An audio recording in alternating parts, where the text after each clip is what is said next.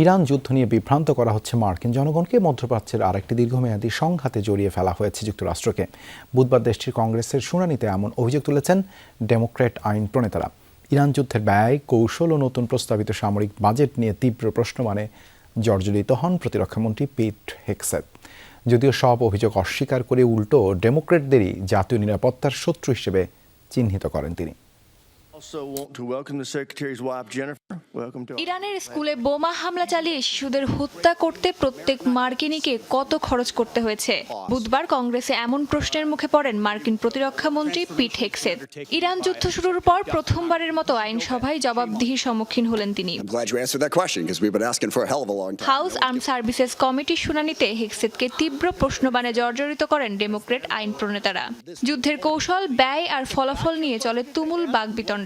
উত্তপ্ত হয়ে ওঠে মার্কিন কংগ্রেস। শুনানিতে ডেমোক্র্যাট কংগ্রেসম্যান জন গারাবেন্ডি সরাসরি প্রশ্ন তোলেন, এই যুদ্ধের লক্ষ্য কি আর তার মূল্য দিচ্ছে কে? তিনি অভিযোগ করেন, যুদ্ধের শুরু থেকেই মার্কিন জনগণের কাছে সত্য গোপন করা হয়েছে। প্রশাসন যুদ্ধের বাস্তবতা আড়াল করে বিভ্রান্তিকর তথ্য দিচ্ছে এমন দাবিও করেন।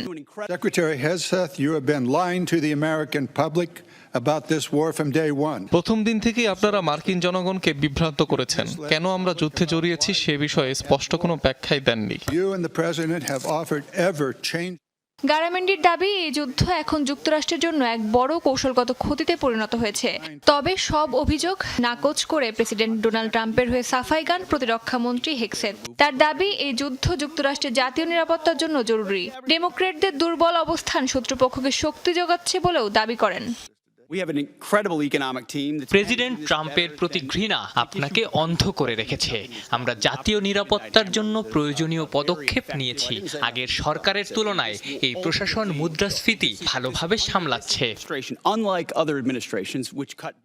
শুনানিতে যুদ্ধকালে সামরিক বাহিনীর উচ্চপদস্থ একাধিক কর্মকর্তাকে অপসারণ নিয়েও প্রশ্নের মুখে পড়েন হেগসেথ।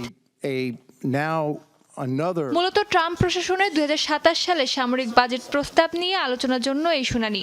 প্রস্তাবিত এই বাজেটে প্রতিরক্ষা খাতে ব্যয় বাড়িয়ে রেকর্ড $1.5 ট্রিলিয়ন উন্নীত করার পরিকল্পনা করা হয়েছে, যার যৌক্তিকতা ব্যাখ্যা করতেই কংগ্রেসে ডাকা হয় হেগসেথকে। পস্মিতা বিশ্বাস, যমুনা নিউজ।